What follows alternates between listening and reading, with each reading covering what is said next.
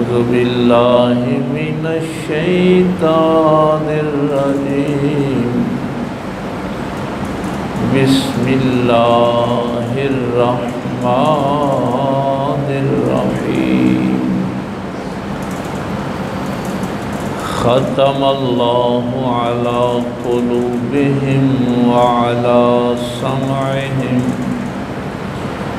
व अला अबसारिहिम ग़िशावतुन व लहुम अज़ाबुन अज़ीम। आमन्तु बिल्लाहि सदक़ल्लाहुल अज़ीम व सदक़ रसूलुहुन नबियुल उम्मियुल करीम व नहनु अला ज़ालिका मिनश शाहिदीन वश्शाकिरीन वल्हम्दुलिल्लाहि रब्बिल आलमीन। निहायत वाजिबुल एहतराम मुअज़्ज़ज़ सामाईन, बुज़ुर्गों, दोस्तों, अज़ीज़ भाइयों, गुफ्तगू हमारी रास्ते के मुतल्लिक़ चल रही थी कि अगर आप गलत रास्ते का इंतखाब करेंगे तो आपका इल्म, आपकी ज़हानत, आपकी सारी तवानाइयाँ, तमाम ताकतें रुस्वा हो जाएंगी, ज़लील हो जाएंगी। और अगर आप सही रास्ते का इंतखाब करेंगे तो ये दुनिया भी बेहतर होगी और आखिरत भी बेहतर होगी। एक बात जहाँ इंसान कंफ्यूज होता है, मज़हब के मामले में इंसानों का रवैया यही रहा है कि हमें सफ़र तय ना करना पड़े और ख़ुद ब खुद ही मंजिल मिल जाए। दुनियावी कोई मंजिल हो तो उसके लिए इंसान सफ़र तय करता है। बच्चे को स्कूल में दाखिल करवाएंगे, उसकी ट्यूशन का इंतज़ाम करेंगे, कॉलेज अच्छा हो, एकेडमी अच्छी हो। तो यहाँ ये सवाल पैदा होता है कि अगर तुझे इस बात का इल्म है कि रास्ता तय किए बगैर मंजिल नहीं मिलती, तो फिर अल्लाह के मामले में तू रास्ता तय किए बगैर कैसे मंजिल पे पहुंच जाएगा?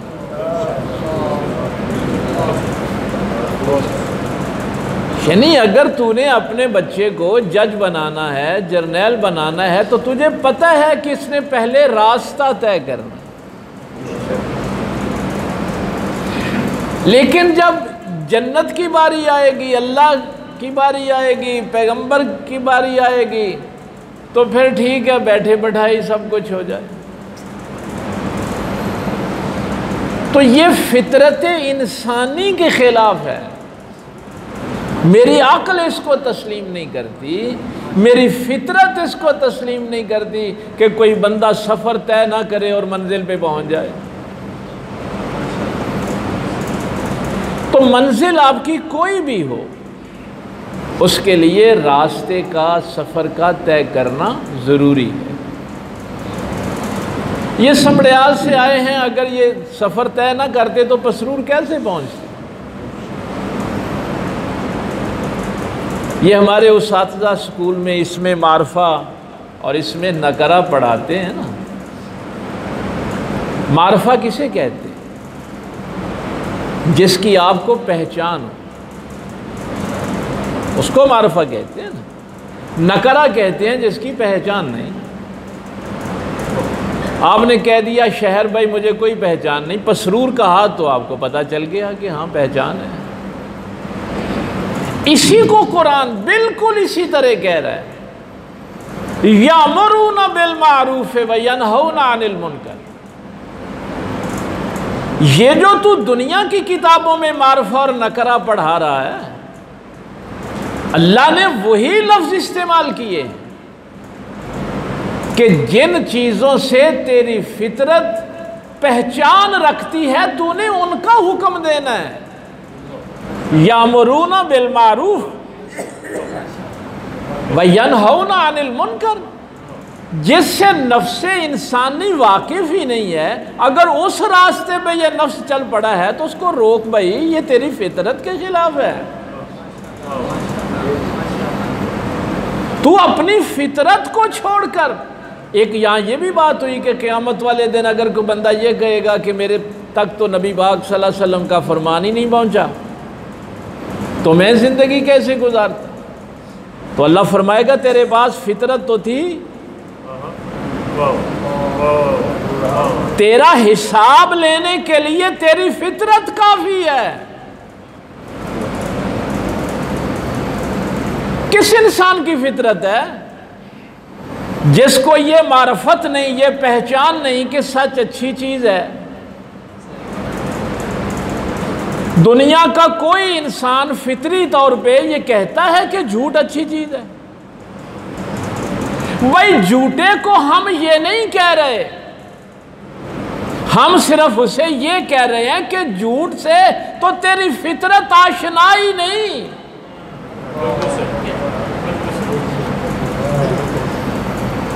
झूठ से तो तेरी फितरत आशना ही नहीं थी, तुझे तो पहचान दी गई थी सच्चाई की। तो वो रास्ता छोड़ के फितरत के रास्ते पे आ जा। और इस फितरत को पता है कैसा अल्लाह ने पाकीज़ा बनाया, किस दर्जा पाकीज़ा बनाया। ये हालात के साथ, ज़र्फ़े ज़मान के साथ, ज़र्फ़े मकान के साथ ये चीज़ें बदलती रहती, इनमें तब्दीली भी आती रहती। मैं फितरत की पाकीज़गी आपको बताने लगा।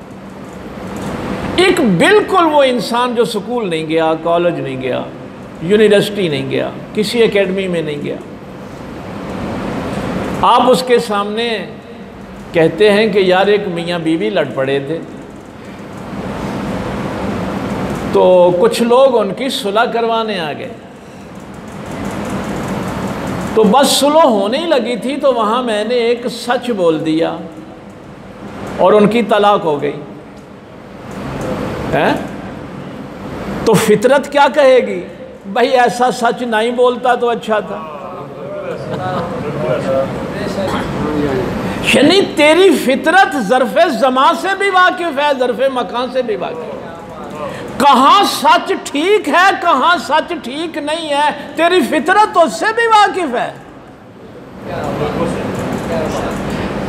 यामुरूना बिल मारूफ व यनहौना अनिल मुनकर। भाई तेरी फितरत को तो हमने खयानत से शनासा ही नहीं किया था। फितरत तो ये कहती थी कि दयानतदारी अच्छी चीज है।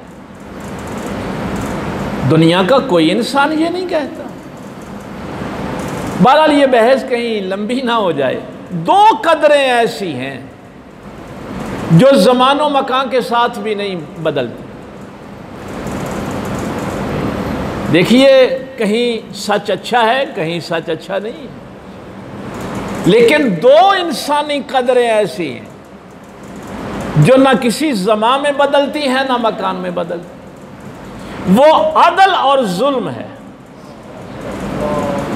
अदल हर सूरत में अदल है और जुल्म हर सूरत में जुल्म।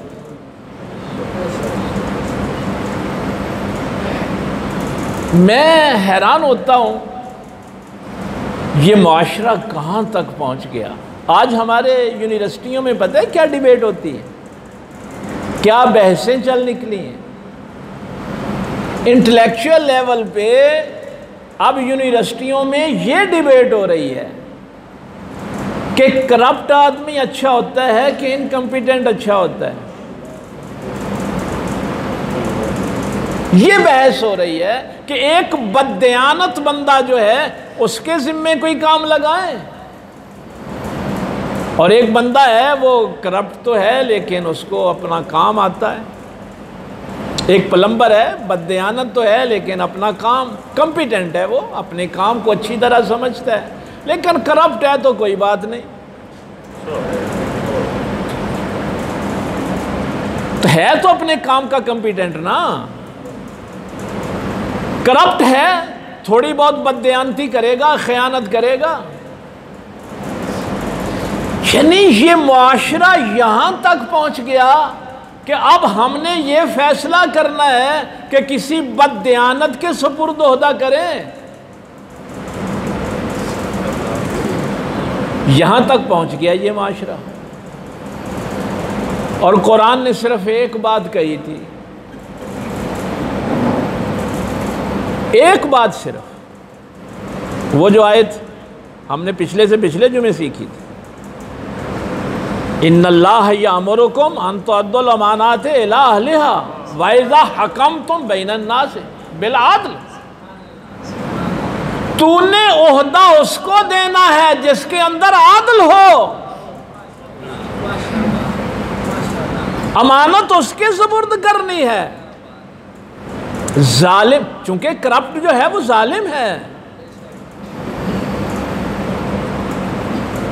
ये आयत आज मैंने वही जो तसलसल है, अच्छा ये आयत भी आप अक्सर पढ़ते रहते हैं, उसकी तरफ तो मैं आता हूँ। सुम्मुम बुकमुन उम्युन फहुम ला यरजिऊन। अल्लाह फरमाता है ये अंधे हो गए, बहरे हो गए, गूंगे हो गए, फहुम ला यरजिऊन, अब ये वापस पलटने वाले नहीं हैं।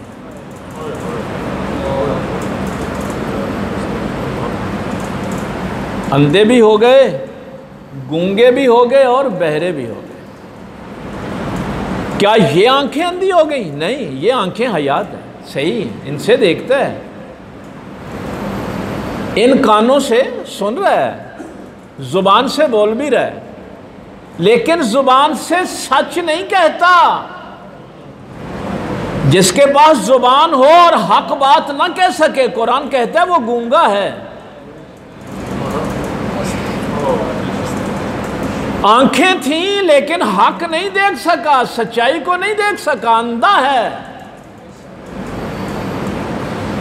सच सुनने की हिम्मत नहीं है तो बहरा है।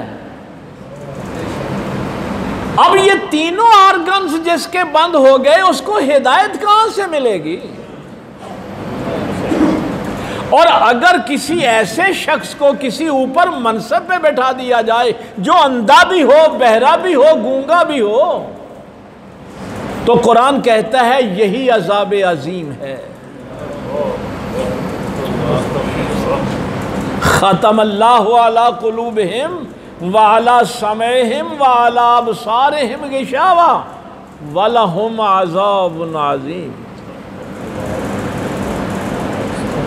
ये मुआशरा अज़ाब में मुब्तला क्यों है? मैं कई दफ़ा जब कुरान करीम का मुताला करता हूँ कि हम किस रास्ते पे चल के यहाँ पहुँचे। क्या हमारी मंजिल यही थी कि हम मंजिल पे पहुँच के गूंगे भी हूँ, बहरे भी हूँ और अंधे भी हूँ? ये मंजिल थी हमारी।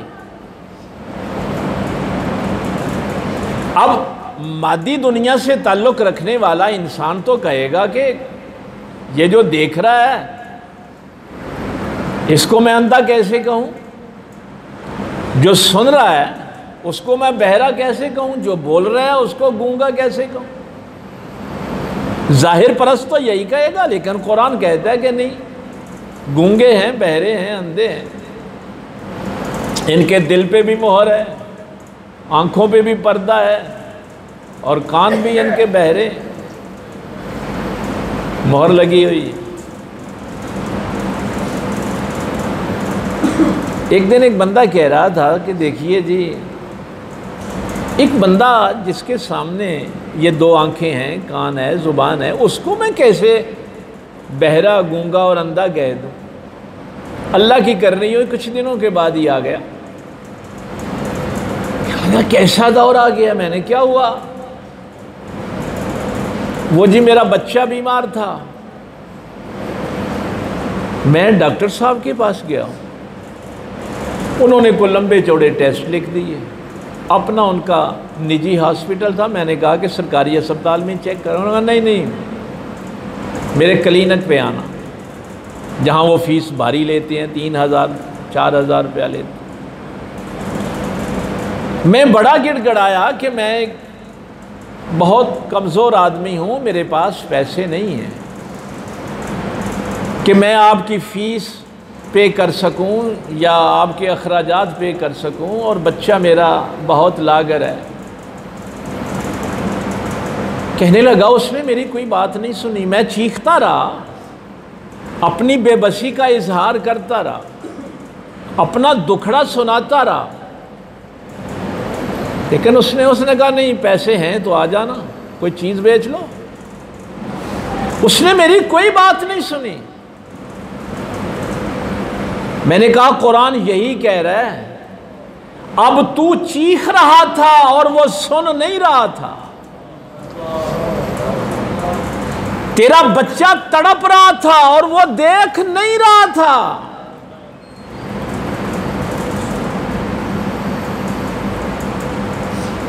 ये कुरान कह रहा है। किस मंजिल से गुजार के हमने डॉक्टर बनाए, कौन सा रास्ता हमने तय करवाया कि जिनकी मंजिल ये थी कि बच्चे तड़पते हुए मर रहे हों, लेकिन डॉक्टर को नजर ना आते हो, वो किसी की चीखो पुकार सुन ना रहा।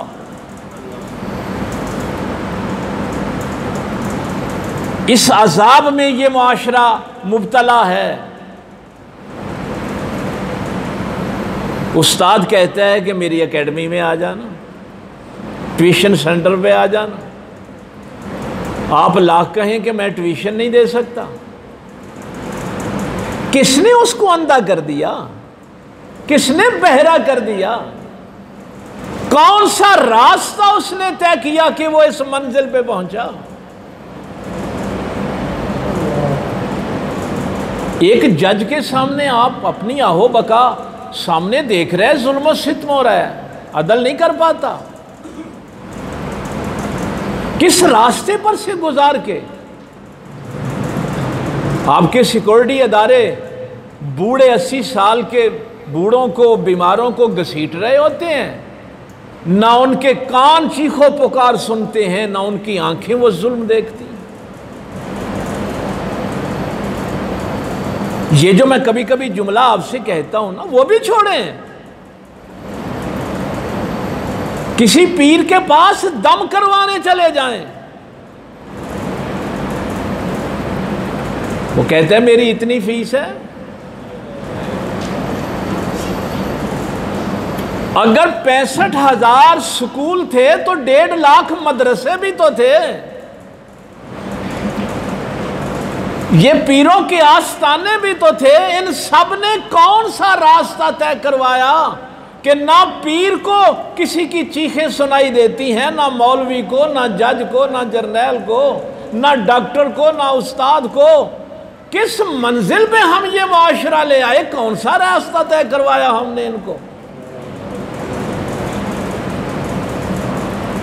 सौदा बेचने वाले को किसी की चीखें सुनाई नहीं देती, मिलावट करने वाले को किसी की चीखें सुनाई नहीं देती। कुरान कहां लाके आपको खड़ा कर रहा है कि आंखें उनकी हैं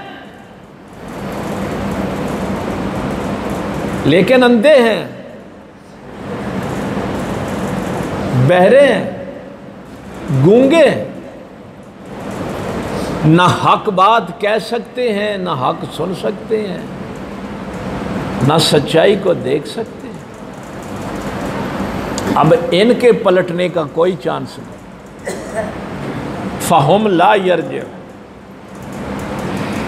कभी पता नहीं ये जुमला मैंने आपसे कहा था या नहीं कहा था। ये दरसे कुरान और सीरत पैगंबर सल्लल्लाहु अलैहि वसल्लम का जिक्र ये सिर्फ दीनी फरीज़ा नहीं है, हमारे अंदर ये भी एक बात, यार ये दीनी काम है, कुरान पढ़ा दो। कुरान सीखना और पैगंबर की सीरत को बयान करना ये सिर्फ दीनी फरीज, मैं इसको दोहरा रहा हूं कि आपके जहन में यह जुमला पुख्ता हो जाए, यह सिर्फ दीनी फरीजा नहीं है, यह जरूरत इंसानी है।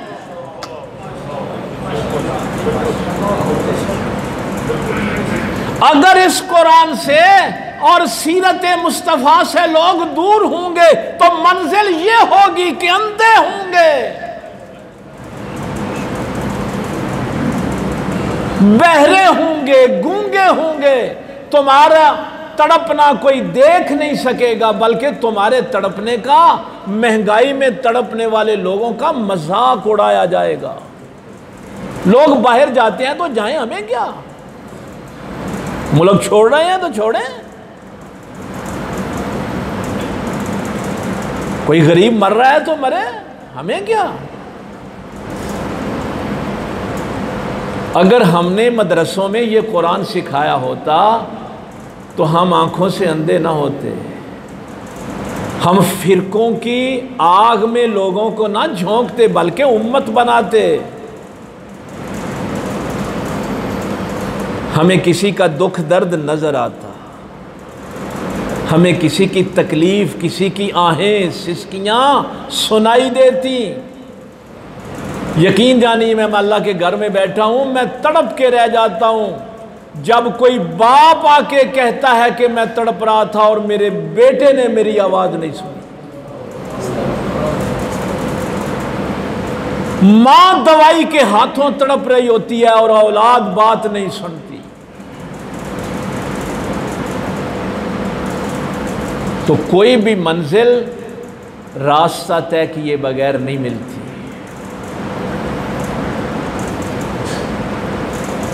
अगर आप वाकई इसको इंसानी माशरा बनाना चाहते हैं, उस दिन भी मैंने कहा था कि आपके सजदों की अल्लाह को ज़रूरत नहीं है, वो बेनियाज है। बस लोगों को सिर्फ इतनी सी बात कहनी है कि उस पैदा करने वाले ने जब तेरी फितरत में जुल्म रखा ही नहीं था तो तू जुल्म के रास्ते पे क्यों चल रहा है। तेरी फितरत आशना ही नहीं थी जुल्म से, तेरी फितरत आशना ही नहीं थी झूठ से, बददयानती से, खयानत से, बेहयाई से। जिस फितरत पे तुझे अल्लाह ने पैदा किया है उस फितरत की तरफ वापस आ जा। यह जरूरत इंसानी है। इस दुनिया में बड़े से बड़ा कोई जालिम आदमी भी जुबान से यह नहीं कहेगा कि जुल्म अच्छी चीज है। कोई बंदा यह नहीं कहेगा। हर नफ्स की पुकार है कि अदल अच्छी। बात तो यह है कि तू अदल कर रहा है कि नहीं कर रहा।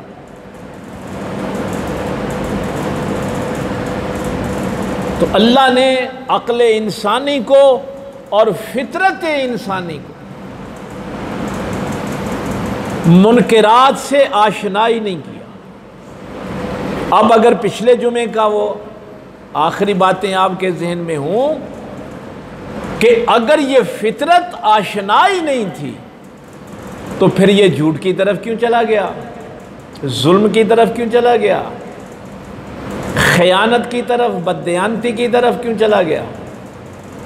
उसकी वजह क्या बयान हुई थी? लालच। पिछले जुमे मैंने आपसे अर्ज किया था। अब कुरान ने कहा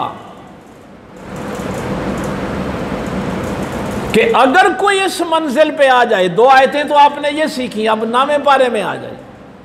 कुलूबुल्ला यफ़क़हूना में, वलहुम आयुनुल्ला यबसिरूना, वलहुम आज़ानुल्ला यस्माऊना में। पिछले जुमे तो आपने सूरह जुमा की आयत सीखी थी ना कि अब इनको इंसान ना कहो, ये गधे हैं, चाहे वो आलिमी क्यों ना हो, इल्हामी किताब का आलिमी क्यों ना हो। यहां क्या फरमाया, अब इनको इंसान ना कहो। ये जो मैंने जुमला कहा है ना कि ये ज़रूरत इंसानी है, ये कुरान के अल्फाज आपको अर्ज कर रहा। उलाइका कल अनाम बल हुम अदल। अगर कोई देख रहा हो और उसको जुल्म नजर ना आता, अगर मजलूम का रोना धोना किसी के कानों में असर अंदाज ना हो रहा हो, तो अल्लाह कहते अब वो इंसान नहीं है, बल्कि या वो छुपाया है या छुपाए से बदतर है, वो इंसान नहीं। इसलिए कि इंसान को हमने ऐसा नहीं बनाया था, ये बनाने वाला हमें ये बयान कर रहा है, खालिक बयान कर रहा है। और दलाइल मैंने आपके सामने रखे हैं कि किसी इंसान की फितरत भी झूठ से शनासा नहीं, सच से शनासा है, दयानतदारी से शनासा है, आदल से शनासा है। हाँ, ये नहीं है कि ये कोई बात है कि हवा में कर दी गई, अमली इसकी सूरत तमाम इंसान इस दुनिया में मौजूद है। गुफ्तगू तो मैंने करनी थी आज 28 सफ़र सरकार इमाम हसन मुज्तबा रज़ी अल्लाह ताला अन्हु की शहादत का दिन था, लेकिन चूंकि ये पिछला मौजू थोड़ा सा ये रहता था, तो ये चंद बातें भी पहुंचाना आप तक ज़रूरी थी कि अगर कोई इस किस्म का इंसान आपका हाकिम बना दिया जाए तो समझो कि अल्लाह का अजाब है तुम्हारे ऊपर, अजाब अजीम है। और वो जो मैं बार बार कहता हूं कि हम जुल्म की चक्की में पिस तो रहे हैं, पेट्रोल महंगा हो गया, चीनी महंगी हो गई, आटा महंगा हो गया, लेकिन अभी अल्लाह की तरफ रुजू नहीं किया, अभी तौबा करके अल्लाह की बारगाह में सजदा रेज नहीं हुए।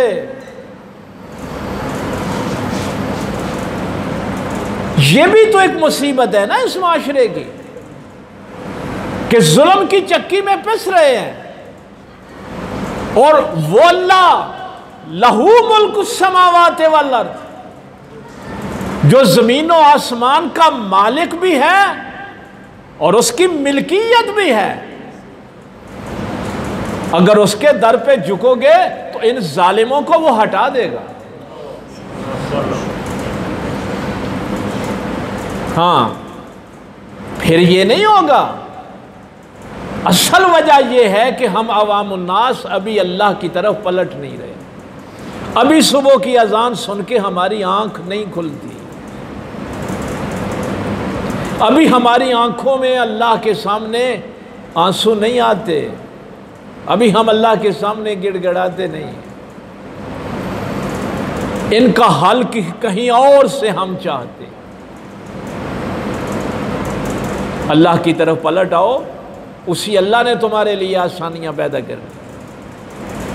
जिनके सामने तुम गिड़गिड़ा रहे हो वो तुम्हारी बात नहीं सुनते। सुम्मुम बुकमुन उम्युन फहुम ला यरजिऊन, ना वो तुम्हारी सिसकियों की तरफ पलटने वाले हैं।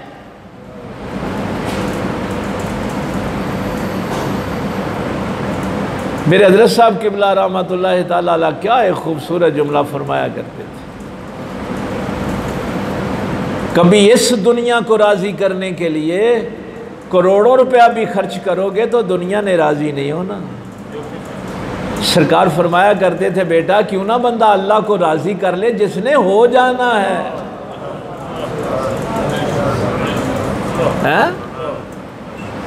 जिन्होंने राज़ी नहीं होना उनके पीछे वक्त ज़ाया कर रहे हैं। रात को उठें, अपने अल्लाह के सामने सर्ब सजूद हों, वो मुसब्बिबुल अस्बाब है, वो आसानियाँ पैदा करने वाला है। उसके हाथ में ये मुल्क है।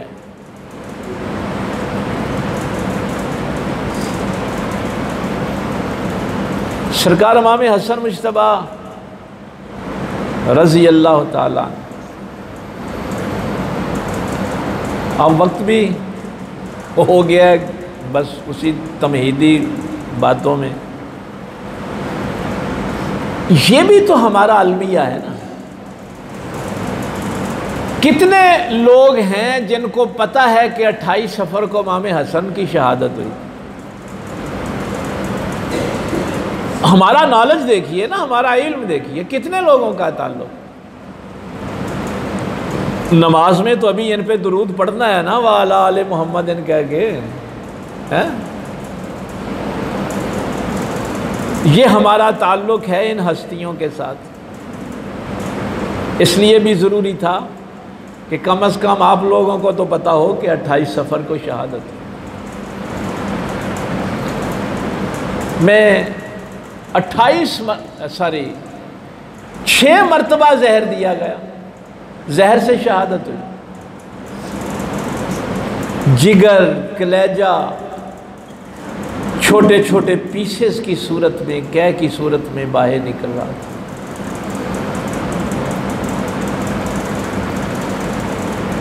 बहुत अज़ियत दी गई, बहुत तकलीफ दी गई। लेकिन मैं ये जो बातें कर रहा हूँ यहाँ आपको ला के खड़ा करना चाहता हूँ। यहाँ जुल्म होता है इक़्तिदार के लिए, ताकत के लिए, मफादात के लिए, लालच के लिए। ये वो हस्ती है जिसको मेरे पैगंबर ने सैयद कहा है। इमाम हुसैन को नबी पाक ने सैयद नहीं कहा, हाजा इब्नी सैयद, ये मेरा बेटा सैयद। दूसरी हदीस में दोनों को सैयद कहा,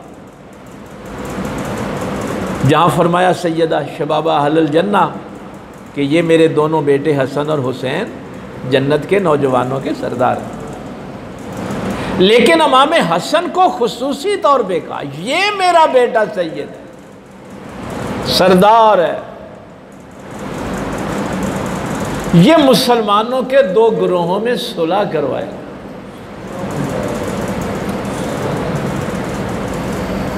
पैगंबर की आल का मुकाम व मर्तबा इतना ही काफ़ी है कि हर नमाज में इन पे दुरूद पढ़ा जाएगा।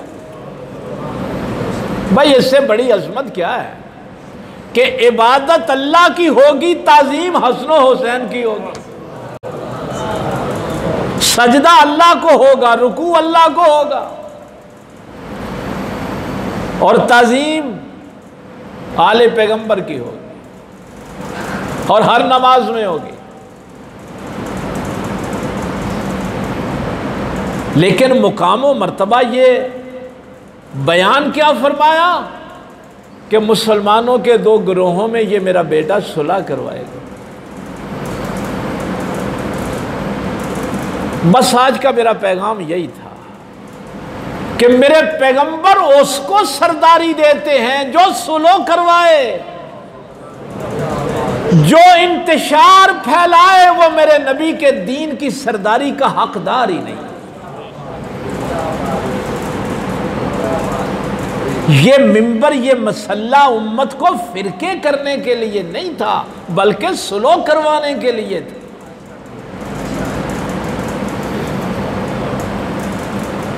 और इतनी बड़ी हुकूमत, बर्रे आज़मों पे फैली हुकूमत, 40,000 का लश्कर, और ताने पता है क्या सुनने पड़े। इमाम हसन जब वापस तशरीफ़ ले गए, सुलह करके मदीना पाक वापस गए, आप बाज़ार में निकलते तो लोग आवाज़ें कसते, ऊंची ऊंची आवाज़ में, इसने हमारी नाक कटवा दी,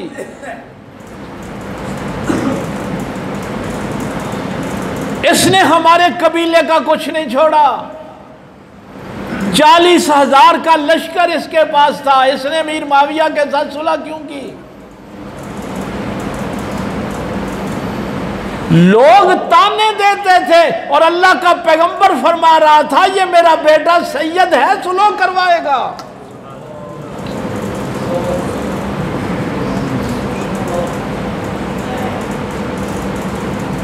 क्या सब्र है इन लोगों का। आप तो इमाम हुसैन के सब्र की बात करते हैं, क्या सब्र है इनका। हुकूमत छोड़ दी है, लश्कर छोड़ दी है, लोगों के ताने सुने, बहुत बुरा भला कहते थे लोग, लेकिन अल्लाह की रज़ा तो फिर कोई और है।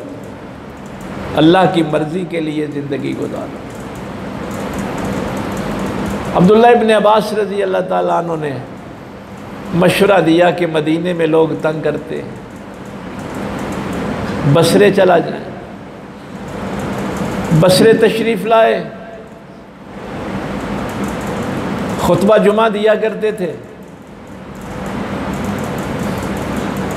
एक नाबीना बिल्कुल करीब बैठ के खुतबा सुना करता, बड़ा रोता था, बड़ी मोहब्बत का इजहार करता था, लेकिन था यजीदी।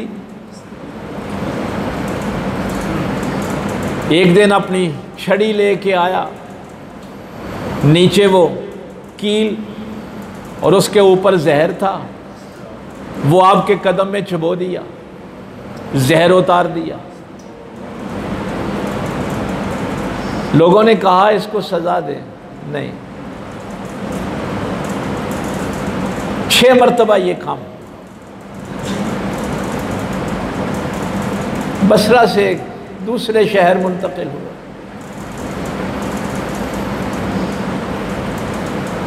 वो जुमला मुझसे तो पढ़ा नहीं जाता।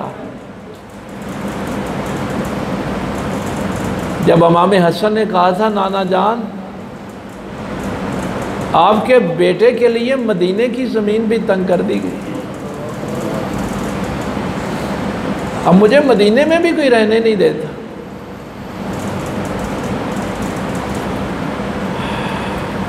क्या आले पैगंबर का सब्र है।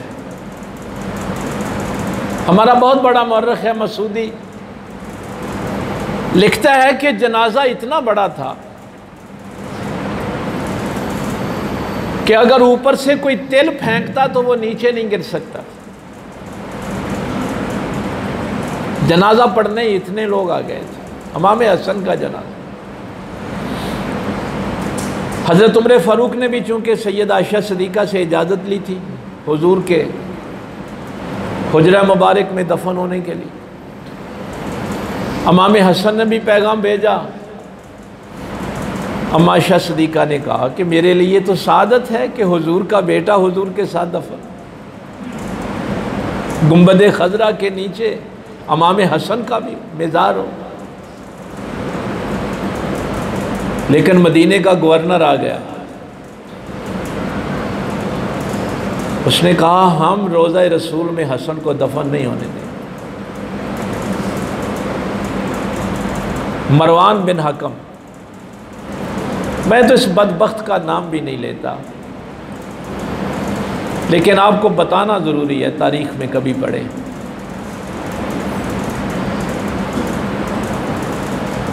सरकार इमाम हुसैन जनाजा पढ़ाने लगे, नीचे से मुसल्ला खींच लिया गया कि हमने जनाजा भी नहीं पढ़ाने दे।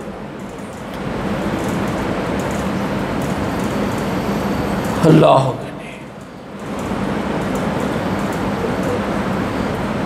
जाहिर है इमाम हुसैन ने तलवार निकाल ली, बनी हाशिम भी तलवारें लेके आ गए। लेकिन ये हैं पैगंबर के घराने वाले, मेरे नबी के बेटे। हज़रत अबू हुरैरा आगे बढ़े, कहा इब्ने रसूल ये सिर्फ आपके भाई नहीं थे, हसन सिर्फ आपका भाई नहीं था, आपका इमाम भी था। और इमाम हुसैन भी फ़ख्र से ये कहा करते थे कि हसन सिर्फ मेरा भाई नहीं है, मेरा इमाम भी। उनके हुक्म पे अमल करे। इमाम हसन को पता था ये लोग ऐसा करेंगे।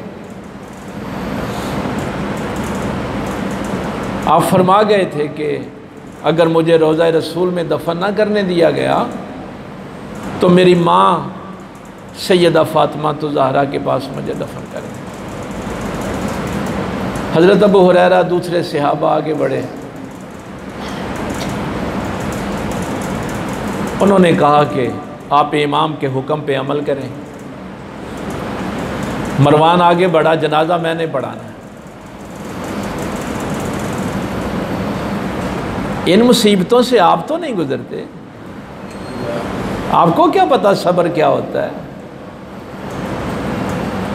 इमाम हुसैन को अपने भाई का जनाजा ना पढ़ाने दिया जाए, रोज़ा रसूल में दफन ना करने दिया जाए।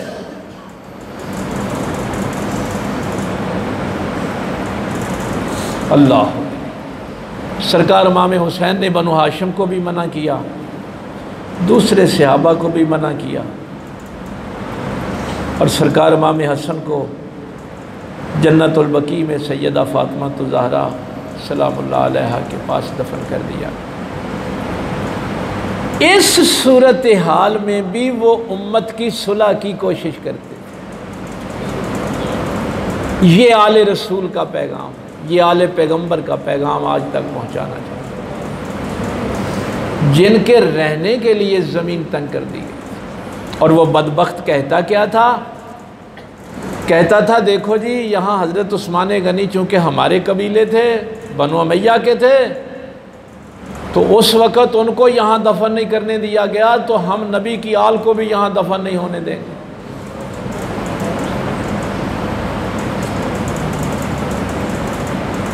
इस दौर में से गुजरी है मेरे नबी की आल, लेकिन इस सब्र के साथ रास्ता वही इख्तियार किया जो अल्लाह रसूल का रास्ता था। अगर आज मेरा पैगाम आप तक पहुंच जाए, जितना जी चाहे मुश्किल वक्त हो, नमाज में सिर्फ दुरूद ही नहीं पढ़ना, उनका हुक्म ये है कि कभी रास्ता अल्लाह रसूल का ना छोड़।